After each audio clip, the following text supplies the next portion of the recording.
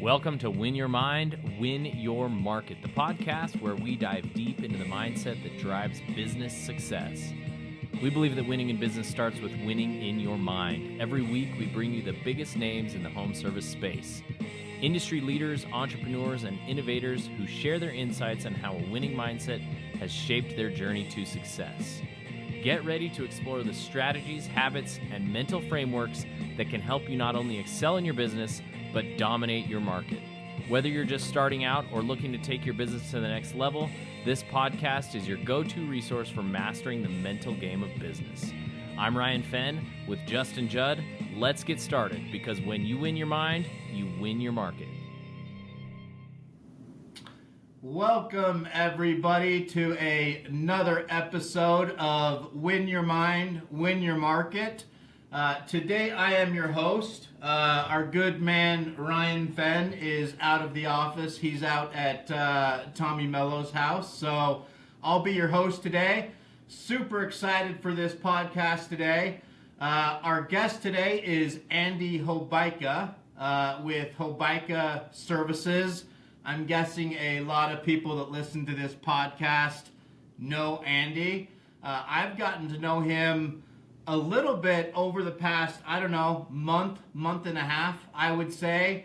And we are very aligned when it comes to the power that mindset can have in business and life. And so really excited to have you on, Andy. Thanks for joining. Hey, thanks, buddy. I really appreciate it. Really excited. One, I love meeting new people, but people that I align with that have the right mindset and they're driven and entrepreneurs, and at the end of the day, want more than just basic bullshit. That's what I'm about. And you know as well as I do, the top 5 people you surround yourself with, you're going to become. Well, I take it a step further. If you surround yourself with anybody negative, complaining all the time, everything bad happens to them, or they're just not wanting to go to the next step or better themselves, I want nothing to do with those people. But I hang out with a lot more than 5 people that want to do better because I want to be better every day. Dude, all right, he's already dropping it. I want to go back to that. So before we hop into the good stuff, I want you to just tell us a little bit about who you are, what you do, where you come from. I've told the story so many times on podcasts, so I don't want people to get annoyed. But long story short, my grandfather founded the company in 1952 when he got out of the war, went to Phoenix College with his GI Bill, the whole story of started it, and then built a family, had a lot of kids. So they would all, build a workforce for his kids, right? So they all worked for him at one time. My dad and his 2 brothers took it over in the 80s and started blowing it up. I'm currently 38 years old, and I've been working here since I was about 10 years old. So I've done everything. So the motivator of 10-year-old kid working for his dad every summer was money. What do I want? Well, I want a nice car when I turn 16. I want nice shoes. I want nice clothes. My dad would buy us shoes, like a dad would, but he'd say, hey, Ange, $20. If you want a nicer pair of shoes, you got to pay for it. So then, dude, at 10, 11, 12 years old, if I'm not working with my dad every summer, I'm mowing lawns, I'm selling door to door, I'm asking people to watch their houses and their dogs when they're on vacation. I'm doing anything and everything I can do to make more money, to buy cooler things. Back then, your motivating factor is a few things. One, you want to look cool for girls, and how do you do that? Well, nice clothes and cars, baby. Yeah. So I've done everything from, riding around with technicians and installers, carrying ladders, crawling through attics, running ductwork. I did install every summer for like 10 years, then was a full-time technician for about 9.5 years. And then sooner or later got the chance to try out commercial sales and then residential sales, and been setting records ever since. Awesome, man. So your dad kind of instilled a pretty high level of work ethic with you from a young age. It wasn't just hey, I'm gonna give you this. If you're willing to work for it, I want you to show you that's what it's gonna take. Yeah. Where did your dad learn that? Do you know? His dad. So he learned that from his dad. Dude, he was working full time through high school. My dad was a lead installer, lead technician, certified badass when he was 18 years old. Most people don't get that until they're in their 30s. Most people don't get into HVAC until their late 20s and 30s. They've already made mistakes and they're like, I guess I'll try out trade school. Yeah. It's interesting how much impact our environment has on us when we're growing up. What would you say to the people that aren't surrounded by, a parent that's really instilling that in them, and so maybe they didn't have that instilled from a young age? Do you have any advice to those kind of people on something that they can do to try to get that? Yeah, change up your surroundings. So, a lot of people will say, if you have a negative parent in your life, a lot of people will say, like, you got to get rid of that person or stop hanging out with them. It's kind of that, but it's kind of not. I don't want you to disown your parents, but at the same time, maybe spend a little bit less time or stop having certain conversations with those people, even though you love them to death. They're not ready to hear it. So that same person that's not ready to hear the success is not going to give you a good response, and it's not good for anybody's mental health. Yep. So that kind of goes back to what you said there in the beginning that I wanted to touch on a little bit. You said, you always hear that you're the average of the 5 people that you surround yourself with. But what I thought was interesting about what you said is the other side to that is you can't be hanging around negative people. Can you, it's not just about surrounding yourself with positive people. The minute you start surrounding yourself with somebody negative that's going to bring you down, it will destroy you, in my opinion. Can you touch on that a little bit? It will. It's even at like work, networking, someone else on your sales team, a coworker, someone starts talking negative now, I have a click in my mind, like a switch. It switches. As soon as I start hearing it, I'm like, you know what? Hey, real quick, I got something going on. We'll finish this talk later. I'll get out of that conversation as fast as I can, because I know if something feeds off to me and I have that feeling, I'm a very emotional person, and I have that feeling like, man, yeah, I remember that. That sucks. It's going to ruin my entire morning. So to be honest, excuse my French, I get the fuck out of there as fast as I can, because I want nothing to do with the negativity. Nothing. And once you start doing that, you'll be like, man, I'm just happier lately. Well, yeah, you're not allowing any of that bullshit in your mind. And I've called out friends, man. I've lost friends. And it is rough in the beginning, but you know as well as I, Justin, you can't hang out with negative people. And some people you just got to be real with. So now, a little bit more mature, instead of just telling people, hey, I can't hang out with you, you're negative. I'll be like, hey, Justin, real quick, buddy. I miss you. I miss hanging out with you. And I know you miss me because you're hitting me up all the time, and I always saying I'm busy. The truth is one of two things. Would you rather me tell you the truth, or would you rather me bullshit you for the rest of your life and just try to avoid you because I don't want to be around negative people? What would you like to hear? Most people, especially nowadays, will be like, well, screw you. Well, the real people are going to be like, yeah, dude, just give me the truth. I'm going to look at him in the face and be like, Justin, you're negative all the time. You're in a bad mood all the time. I don't want any of that. My life's too valuable for, one, my employees, myself, my customers, my kids, my wife. They deserve Andy Hobaica. I can't give them 100% me if I'm around you all the time and you're bringing me down. I don't want to see that out of you either. But until you decide to change it, I can't hang around with you. Dude, that's powerful. That's a really... And then I'll end it as, now, I'm not giving up on you. So if you would like to be that person, how can I support you? That's really, really powerful. Because one of the struggles that I run into is I refuse to surround myself with negative people and victims and people that aren't willing to take accountability for things in life. I refuse to surround myself with it, but I think my approach may not always be the best. I'm just like, fuck it, dude. I want nothing to do with that. And I think it can be taken the wrong way sometimes. Of course it can. That was me 5 years ago. That was you 5 years ago? Yeah, well, people would be like, well, screw Andy. He told me that basically I'm not going anywhere and I'm a loser and he's too cool for me. Well, I didn't say those words, but I can see how it came off that way. I was probably a little aggressive and basically told you, yeah, you're negative all the time and you're not bettering your life and I can't hang out with people like that. Basically, I just told them they were a loser without telling them it, and it was not my intention, but it was the only way I could actually feed my emotions and tell them. Until you get married, right? You get married, you become happy, and your wife allows you to be like, hey, babe, what you just said, I understand what you meant, but it was really fucked up. I'll be like, yeah, Yeah, I can see that. Okay, maybe I'll change that up. And you mature over time, baby. I wasn't the person I was 5 years ago, and I won't be the person in 5 years that I am right now. So that's kind of what you credit some of the different approach to, is like you got married and you started to realize, okay, maybe even though my intention is good, the way that I deliver it might not be the most productive way. Yeah, marriage, and then my father being real with me. Because I'm not married. I'm the Utah anomaly, man. I'm single. I'm 41, no kids, never been married, and so I might. I've kind of it's something that I've been working on, to be honest with you. I still don't want to surround myself with negative people. I'm not going to do it, but I think my approach could be different, and so it's something that I've been thinking about for a while now. Just factor yourself here, Justin. This is what I never did. I never did this. I never put myself in the person's shoes and said, let's take Andy 10 to 15 years ago and plug him into that life. Yeah, that was me too. So would I have wanted to hear someone aggressive, or would I have wanted someone to sit me down and be like, Andy, you're fucking up, man. How can I help you here? Because I would love to hang out with you again, but I can't hang out with this version of you. I want the good version. I know it's in there. What can I do to help you? That's what I would want to hear.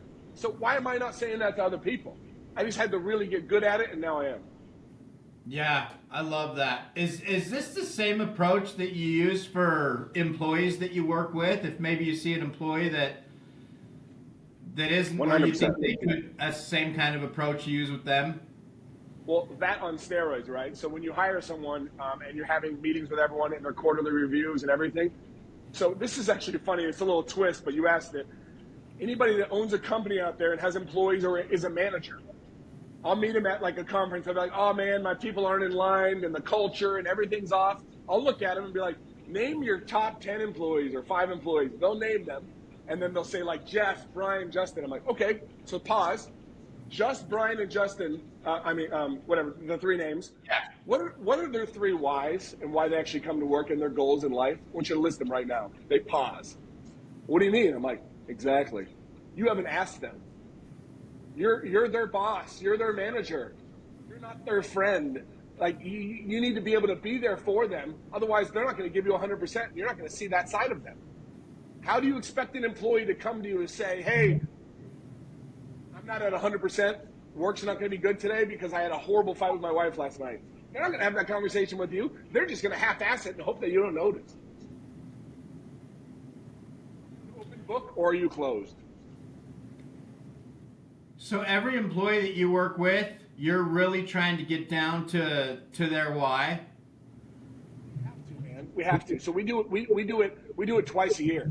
And we actually do it to like show people how much more money they can make and how much happier they can be. So we have them, we get those big pieces of paper that you can like, you take them off and you stick them to like a whiteboard. Do them with service, install, sales, and we'll in the office too. And we'll put them all over our training room. It's a real big training room. You've seen in my pictures when we have our meetings, right? So you fit like 150 people in there and you line up everything. You have everyone put their name and their picture at the top so you know who it is.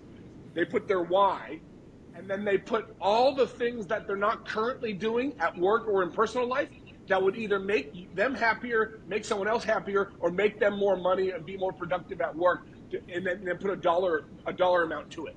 And then show it and be like, shit, it looks like you're going to give yourself a $100,000 an hour raise this year. All you got to do is follow this stuff, or all you got to do this. You said you want to read 4 more books a week. What's that going to do to your personal and your marriage and like everything? Like what's going to better you? So you're actually showing your employees that you care. You're having them remind themselves that they actually want to reach their goals and that you're there to support them in it.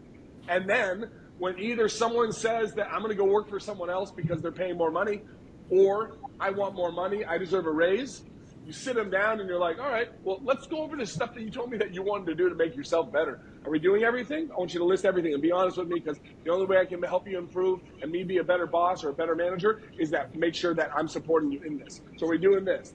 You go over the whole thing, dude, it's identical to what my dad used to do to me and my brothers when we were kids. Whether we got in trouble, whether we wanted to do something, he would write out a pros and cons list and make sure that we're actually meeting our non-negotiables. Are you doing this? You told me this was a non-negotiable. You told me you were going to do it, and you're telling me you're not doing it. I'm serious. No, I know. I'm just thinking through that. That's really powerful because it's a way for people to really talk about their why, but at the same time, it gives you the ability to hold people accountable to their why. Yeah, it's like my good buddy Doug Wyatt with Synergy. He always talks about he claims this is his invention, but I'm joking with him. But we do the same thing. No one gets fired at Hobaica. Nobody. You do not get fired. You fire yourself. Always. I'm sitting down with Justin and I'm like, hey Justin, why are we here? Well, I messed up. No, man, like you told me these 5 things were really important to you. None of them are happening.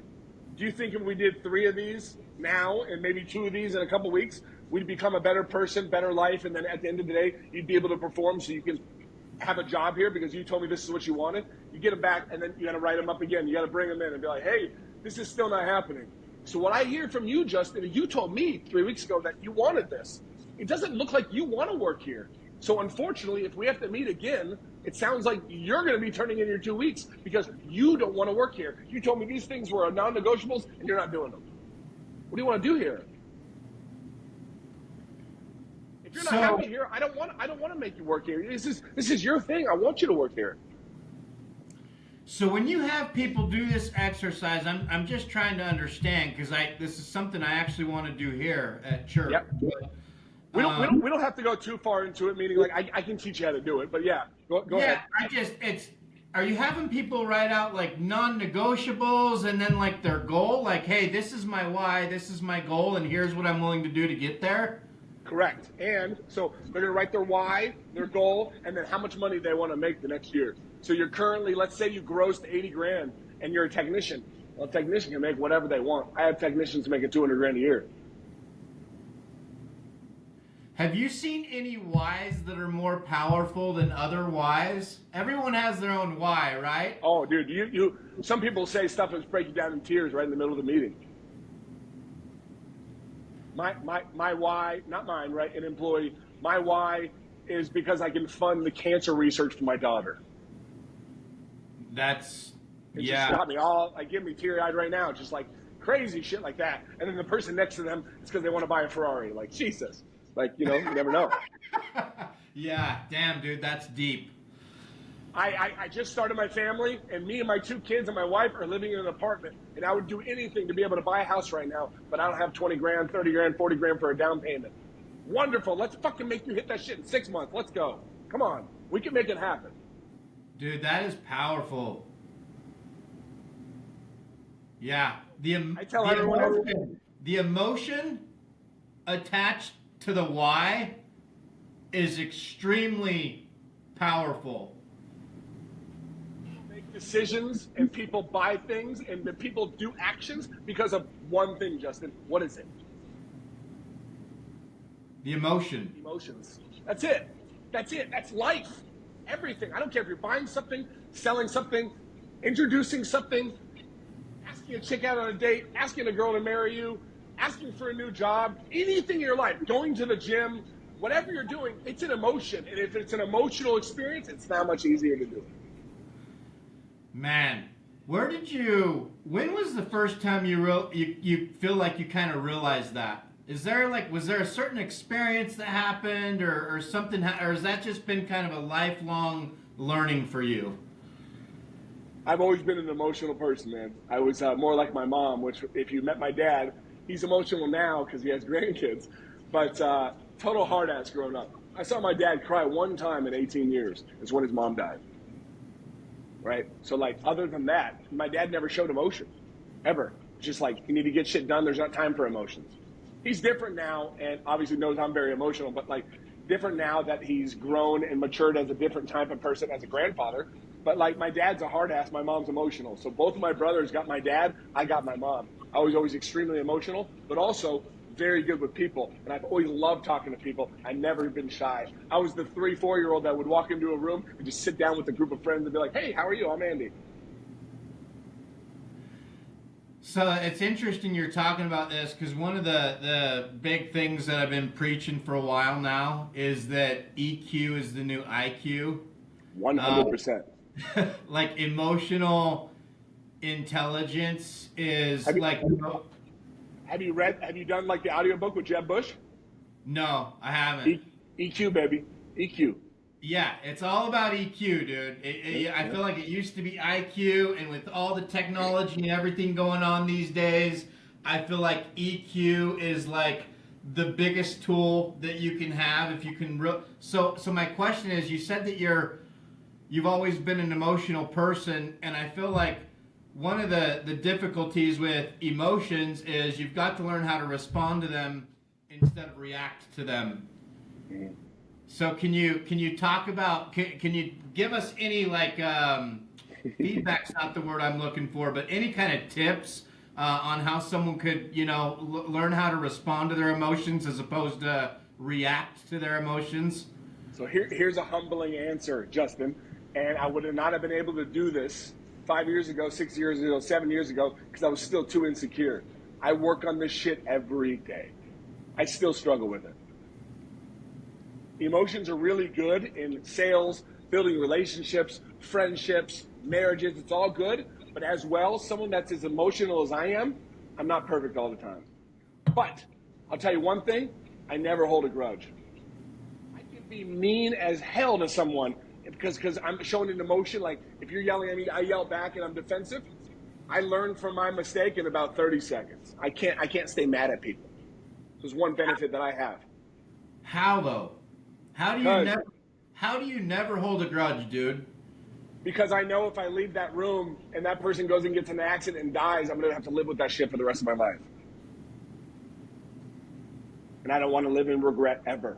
Never should regret anything. You should learn from the experience. But if it happens in a negative aspect, it's pretty hard to learn from that when you know you could have done something about it. So I'll never go to bed unhappy with my wife, ever, ever.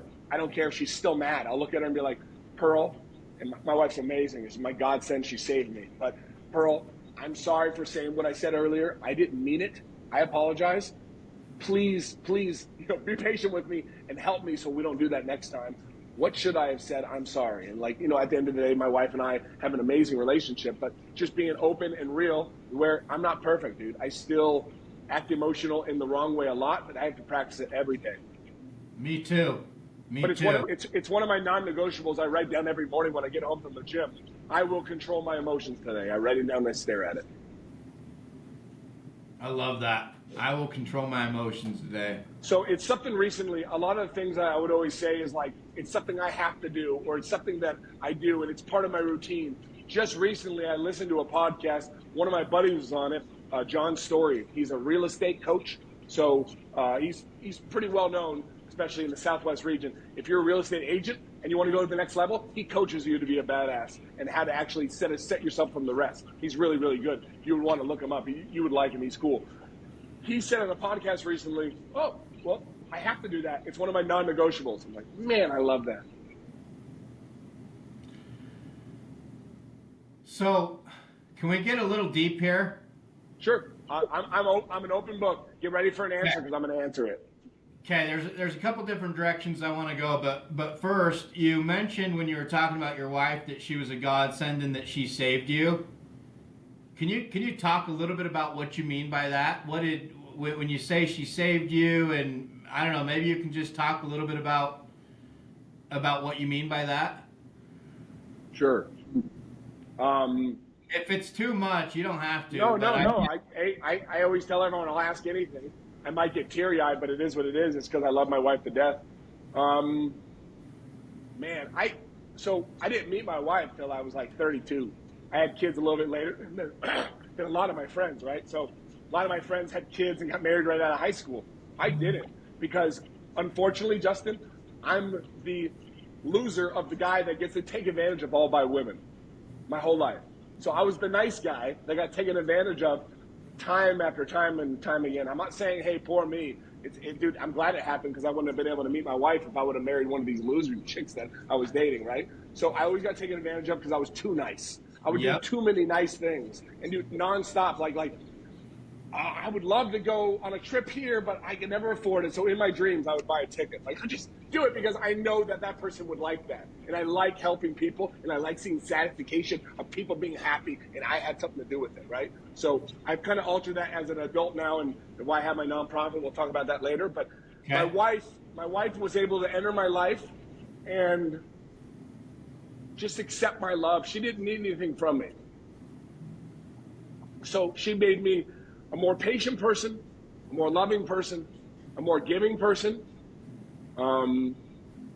She gave me 2 awesome kids that, I get to go home to every day. That I'll tell you right now, Justin, it's something that you don't want to give up on. You're not too old yet. Having children is the biggest fucking game changer in life, bro. There's nothing better than coming home from a hard day worth of work and your 4-year-old running up to you just yelling Papa and just wants a fucking hug. It's very intense, bro. I think this is the first podcast I've ever cried on, so you're welcome. No, I appreciate you getting real, man. That's yeah. So my wife added so much value to my life to where even before I had kids, I'm like, well, I better work my ass off because my wife deserves this. She's never asked for anything. She's so low maintenance. Justin, I have to buy my wife shit. I have to be like, hey, babe, I bought you a necklace. Well, I didn't need that. I know, but you fucking deserve it, and I want you to look good on our date night tonight, or whatever it is, right? She doesn't ask for anything, bro. She told me she wanted me to stop buying Christmas presents because she doesn't need anything. She has the perfect life. Like, what the fuck, bro? So I know she's always wanted, when we were younger, when we first met, like 8 years ago, she's always wanted a purple car, and very few manufacturers make a purple cars. Yeah. So currently, this second, it's done tonight. It's had it all week. I'm wrapping her car in that purple at a shop right now. Dude, that's so sweet, bro. Let's go, awesome. baby. That's Yeah. so good for you, dude. That's awesome, man. That just gave me the chills. I'll send you pictures, but like she's gonna be like, "What the hell?" I'll be like, "I did this for me, not you," and then she'll start laughing and punch me or whatever. But like, Yeah. you find someone that's all about you, and dude, until my wife, I never had anyone put anything close to what I put into a relationship. Nothing. I gave 100%. They gave freaking 10.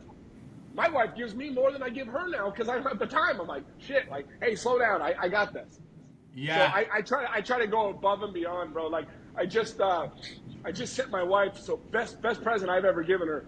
I buy her things, whatever she wants. Is she hadn't seen her brother in like 3 years. She's never spent a birthday with her brother as an adult because he lives in Cleveland. Every time we had a child, we flew him into Arizona to meet the kids and stuff like that. But she's never spent a birthday with him. So 3 weeks ago, I surprised her with, I'll watch the kids for 4 days straight. It was the hardest thing I've ever done, Justin, is watching it by myself, but I did it. I flew her home to Cleveland to spend 4 days with her brother and go to a Cleveland Browns game on the 40-yard line with her brother all weekend, just to make sure that I show her that I care about that relationship, of how special her brother is to her, and that she'd never been to a Cleveland Browns game before. I'll bet she loved that. Dude, like, she tells me I'm in debt for the rest of my life. I'm like, no, you're not. No, you're not. You deserve it. So I wanna touch on something real quick, because it's really interesting. That's a whole nother story. Why the chicks don't like the nice guys. That's always just kind of like baffled me. But until they're 50, right? Exactly. Where are all the nice guys? Well, you screwed them all over. Exactly. So it sounds like one of the reasons that your wife has had the impact that she's had on you is just that, like, she accepted you for who you are, and like fully not just accepted it, but like embraced it and appreciated that you were nice and appreciated that you had a big heart. Correct. That's awesome, man. I'm super stoked for you. Good for you. Maybe thank you. Maybe I'll actually meet someone at some point in my life. So, hey, what have we been talking about on the whole podcast leading up to what we just talked about, Justin? I'm joking with you, but you're not practicing your own shit. You need to change up your surroundings. Otherwise, you're not going to get different results. Boom. So what surroundings would I change up? Because I do surround myself with people that are better than me. So are you talking about specifically in like how I'm trying to find women? Yes. Why else not? I don't care you're hanging out with successful people. You're bettering yourself. Hey, you're on a good podcast right now. I've learned about you. My dad and Chase talk about you like you're some god. So if you're doing well in that life, great. Keep it up. But women, you're meeting them in the wrong places. If you don't change up your surroundings, you're not going to get different results. How are you going to find someone that fall in love with and get married to and possibly have the freaking amazing experience in having kids of what I'm feeling right now if you're not changing up your surroundings. Yeah, you're not going to meet a chick that you want to get married at the fucking bar. Yeah, yes. I want to just take a minute, everyone, and realize that these are the types of people, when we talk about who you want to surround yourself with, Andy just, I don't want to say called me out, but as a friend, Andy just got real with me, right? And even though it's hard to hear sometimes, I'm sitting and thinking about where I'm finding women to date, and I could do a better job at my surroundings there. So 100%, I agree with you 100% on that. The first step is what? Acknowledgement, and you acknowledged it. I called you out on it, and here's the thing, Justin. If I didn't respect, and actually know you somewhat, that you're actually a good person, I wouldn't have told you because I don't have enough respect to help you. So tell me this. Thanks for talking about your wife and stuff, by the way. Sure. Do you mind touching on one or maybe two of the most challenging experiences or times that you've been through in life where you used those challenges or experiences to learn from and get better, as opposed to play a victim and have those things play against you? What a question. That's a good one. I like it. You can think about it for a minute. What's one of the toughest things that you've ever gone through in life?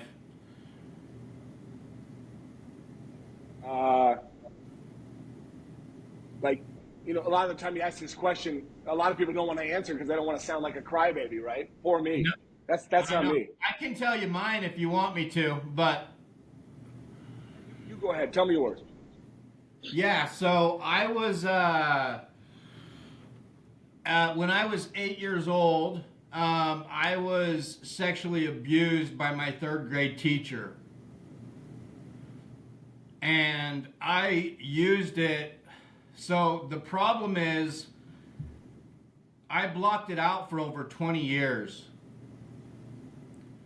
And I always thought people were full of shit when they say that they blocked stuff out completely. Later on, I learned that it's a real thing. It's the brain's way of protecting itself. So when I was 8 years old is when it happened. The last time I remember thinking about it as an adolescent was when I was 12 years old. My parents had just picked me up from the police station at 12 years old because I had gotten caught stealing people's wallets from a water park at fucking 12 years old.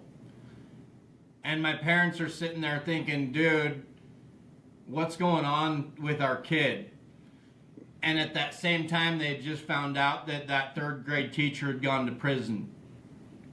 So when they asked me about it, I just remember being in the back of their car, and instantly I was like, I felt like I had done something wrong. And so I told them, no, nothing ever happened. And I literally never thought about that again until I was 34 years old. Crazy. So from 12 to 34, I blocked it out that long. What I didn't realize is during that time, that experience was completely affecting me, because even though I wasn't consciously remembering it, subconsciously, the way that I viewed the world was affecting me. My trust issues were affecting me. The way that I would react to people was affecting me. I ended up becoming an addict. It really, really, really fucked with me. And at 34 years old, I ended up working with a therapist. That situation got brought out because I'd always wondered what was wrong with me. I always had this internal something that I was broken and I wasn't good enough.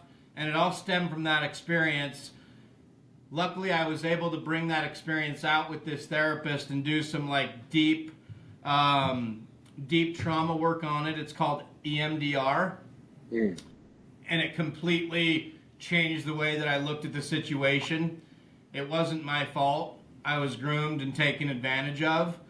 And I know this is kind of a heavy situation because it's like, how do we use situations to not play a victim? Well, it's like, yeah, I was a victim, right? But at the same time, it's okay to admit that we were a victim, but we cannot continue to live as a victim. Correct. Because if we continue to live as a victim, we are taking the power away to actually change. 100%. And so even though it was a shitty situation, I finally realized, hey, that was a shitty situation, but I can't continue to fucking feel shitty about it. I've got to move forward. And at that point, I don't want to say that I like forgave the dude, because I think that like that kind of person fucking has another thing coming to him.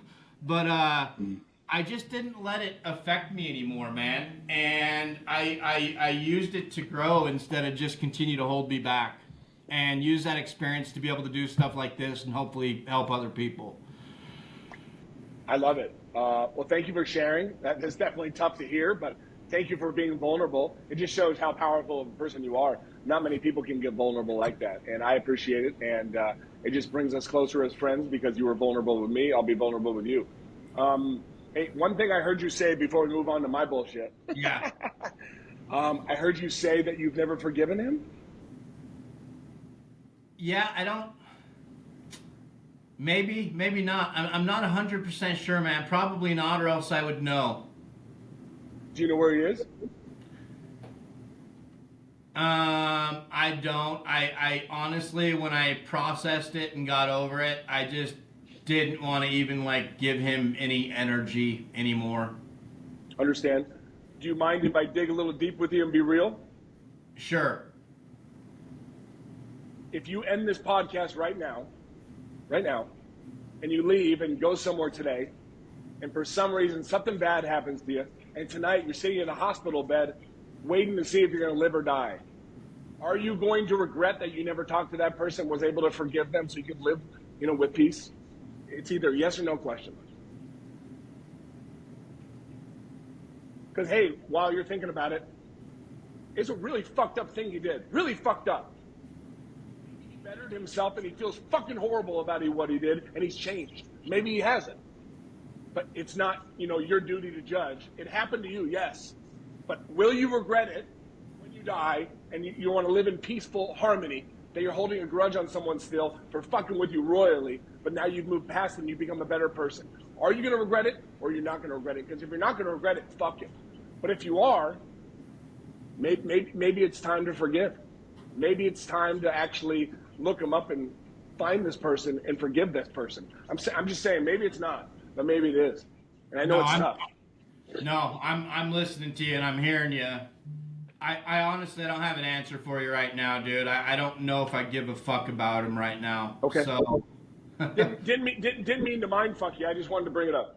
No, you're good. I appreciate it. I honestly don't have an answer right now because I think about it and I'm just kind of like, fuck that, dude. That's where I'm at right now. Maybe that's the wrong approach, but that's kind of where I'm at right now.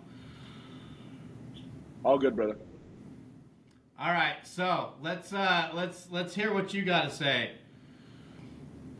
It's funny because you always want to be like, well, I got something better. It's like, no. That's fucking horrible.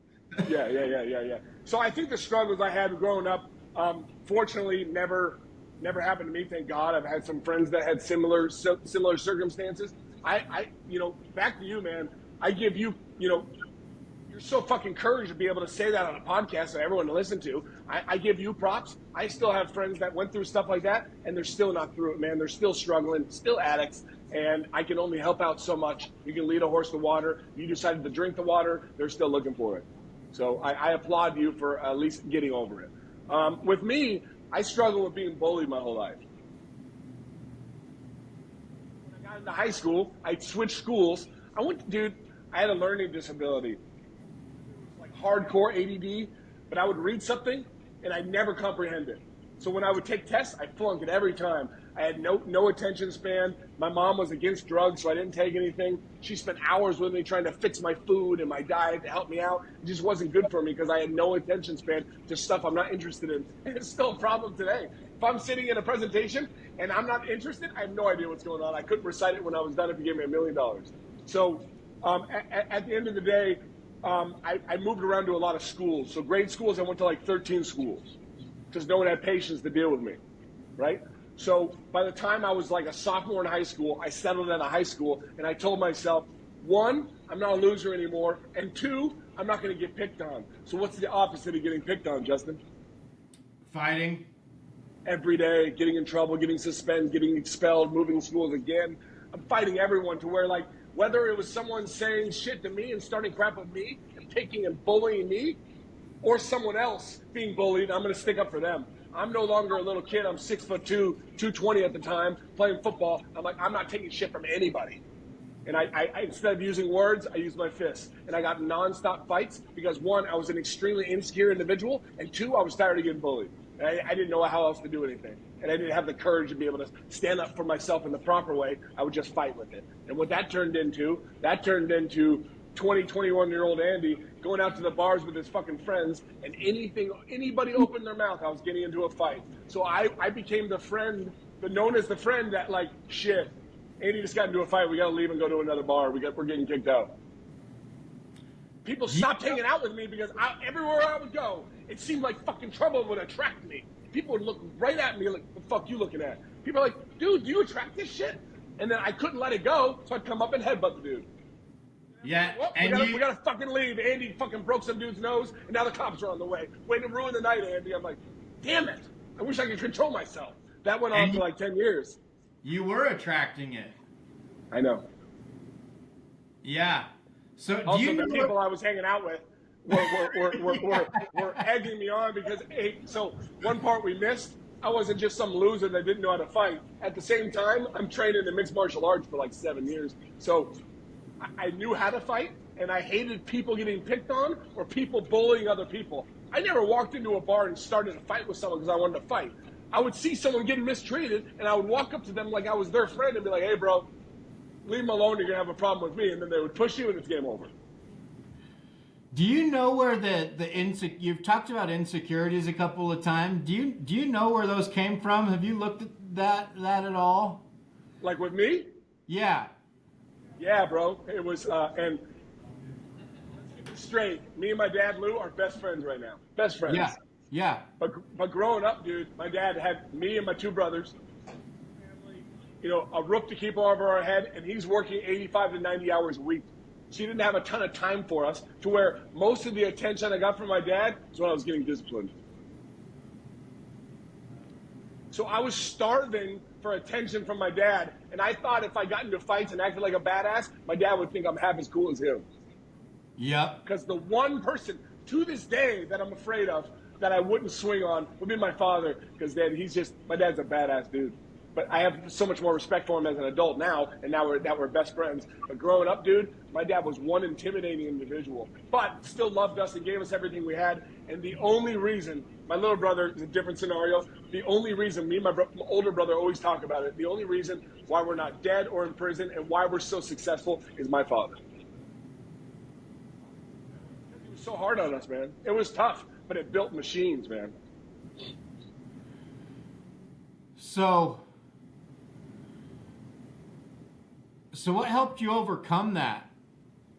What helped you overcome that kind of feeling of maybe not being good enough or not getting the attention that you needed? Like, what did you do to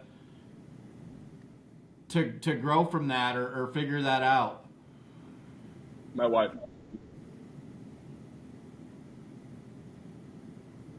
That's it. Once I started following what my wife was telling me to do and better my life, I started being open to other people that have been trying to help me for the last 10 years. So my dad would always tell me, he's like, hey, you need to read more books. You need to do this. You need to do this. I'm like, oh, that's a waste of time. I hate reading. I hate doing this. Once she opened up my mind to where not everyone is out to get you, Andy. There's actually people that do want to help. You just have to allow them to come in. I finally found someone that was all about me and teach me that you can actually trust other people to help you. You don't always have to help others. I allowed people to come into my life to be able to help and take suggestions. That's awesome, man. Yeah.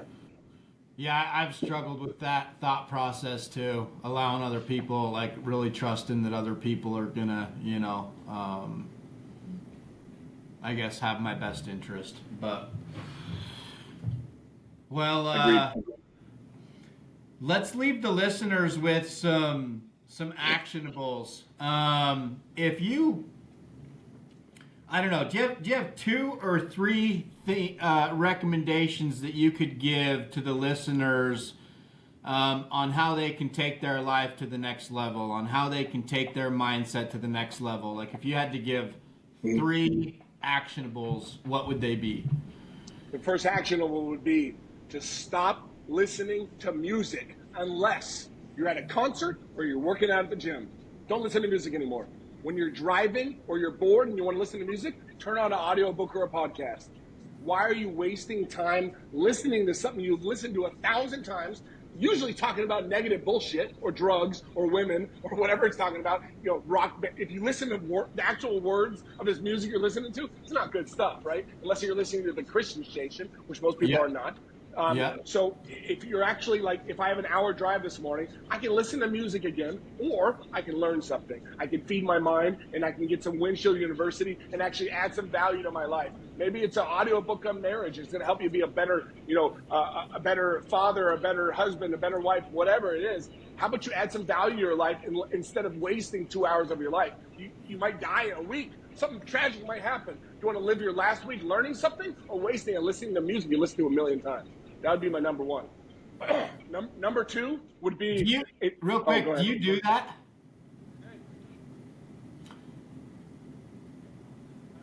I'm in the middle of reading, man, I feel like a total idiot. Jocko's audiobook. The leadership book. Okay, yeah. What's it called? I know what you're talking about. Right here. Let me find it real quick.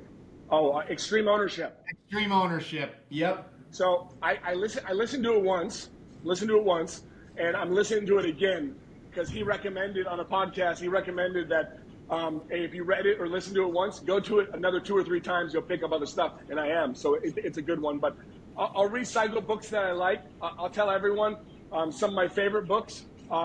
Everyone should listen to the audiobook. The Subtle Art of Not Giving a Fuck.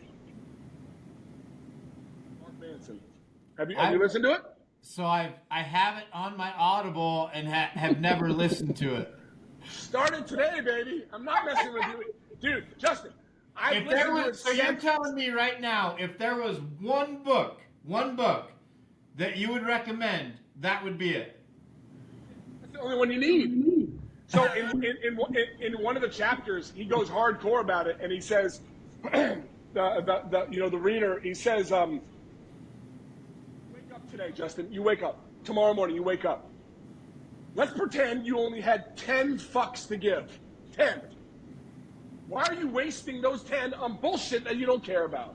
If something more important might come up, to where if you waste all your fucks in the first 4 hours, and then 3 o'clock comes around, and you actually have to give a fuck, and you can't because you're out of them, what the hell? You just wasted your day. Why are you caring about things and putting yourself and doing things to people that are looking at you that actually really don't even care about you or what you're doing? You're trying to impress people that don't even give a crap about you, or doing actions or doing things to impress people that aren't even in your circle or have nothing to do with you. How about you live your life, be happy, and live your fullest Justin, and only give a fuck about the things that actually care? That's what it's about. And it's an amazing audiobook. All right, I'm starting that today. My man. And then number 3, I tell people it's much easier said than done. But if you see me, what am I doing at 4 in the morning, 7 days a week? Working out. I wake up religiously 6 days a week at 3:15, and then on Sundays I'll sleep in an extra hour so I can help out my wife with the kids in the morning before I go to the gym. But Monday through Saturday, I'm either meeting Chase, Brandon, or my other few buddies at the gym at 4 a.m. sharp. It's never easy, never easy. But if you wake up and your alarm says, wake up, bitch, I better wake up because one, I'm not a bitch, and two, I have people waiting for me at the gym that are depending on me and my energy to help them out. Maybe they're having a rough day. So wake up, wash your face, drink some water, get hydrated, brush your teeth, go out, maybe take some aminos before the gym, pre-workout, whatever you want, and just go. I guarantee you, 20 minutes into your workout, you'll be so fucking happy you went. You're never, man, oh man, this sucks. I'm so pissed I came to the gym. Like, what the hell? I've never thought that. Yeah. I've not wanted to go before, but once I go and I start getting into my workout, I have never thought, oh man, I wish I didn't come to the gym. Ever. No, because when you're walking out of the gym or you just got out of the shower or walking down into the locker room, all these endorphins are hitting because your relief of like you just went through something hard and your body's saying like, hey, thank you, I'm going to be sore for a little bit now. But you get that, motivation. And then as well, the same people that stay up till midnight watching TV shows and bullshitting around or going out to the bars on a weeknight, waking up, rolling out of bed, having some bullshit for breakfast and then showing up to work are the same people that are crying about, oh, why can't I get a break? Why are good things not happening to me? You're not allowing them to happen to you. You have to do the shit if you want to see the successes in your life. I could not agree more. I could not agree more. So number one, stop listening to music unless you're at a concert or at the gym, and instead replace that with learning. Correct. Windshield University. Windshield University. I like that. You should start a podcast called Windshield University and talk about all the different books that you've read and bring. Anyways, not a bad idea. Number two, if you had to recommend one book for people to listen to, it would be the Subtle Art of Not Giving a Fuck. Correct. By the way, we don't normally say fuck on this episode, but fuck. My bad. I'm just joking. Oh, okay. So Mark Manson. Mark Manson is the author of that. Cover. Okay. And then number three is get up early in the morning and go to the gym. You know as well as I do, it takes about 2 weeks to get a habit. So 2 weeks are going to really suck. And then I'll guarantee after about 3 or 4 weeks, dude, the one day that you're like, oh, I'm not going to go to the gym tomorrow, I'm too sore. You'll wake up and you're going to have a horrible morning. You'll be like, man, I'm missing something. Yeah, your body wants you to go to the gym. You effed up. I'm addicted now, bro. If I don't go, I'm like, man, today sucked. Oh, me too. And I always tell people, if you want to get out of the mind, you have to move into the body. And so for me, I love the physical benefits of the gym, obviously. Of course, yeah. But for me, the reason that it keeps me sane is for my mental, dude. Like, if I don't go to the gym, I can mentally feel that I have not gone to the gym because it gives me a spot to just, I have a busy mind. And the gym gives me a spot to just focus on nothing but working out, and it slows down my mind a little bit. And I recently, only about 6 months ago, started going early in the morning. I used to go after work. Going early in the morning has been a fucking game changer because it sets me up for the rest of the day, dude.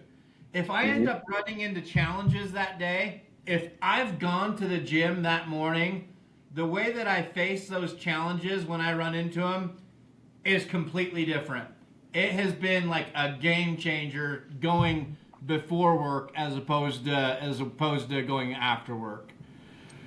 Whether it's a friend, an employee, a coworker, someone I'm coaching, a parent, my dad, anybody, they'll literally look at me and be like, man, it's 7 a.m., you're on fire. I'm like, yeah, I've been up since 3:15. What time did you wake up?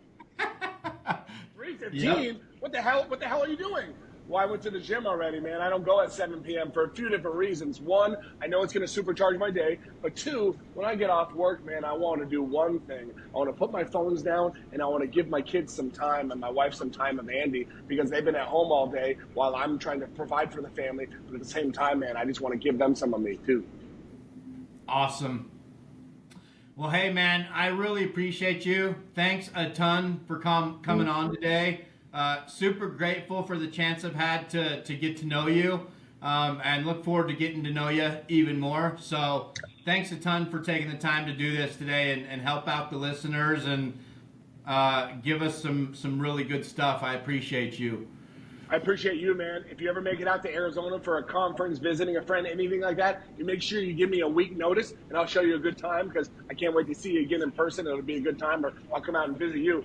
But like, last thing for everyone, I give a lot of free content out. A lot. Easiest way to find me, you can find me on Facebook and YouTube. Easiest way is Instagram, Andy Hobaica, ANDYHOBAICA on Instagram. Guys, I post at least 2 videos a week.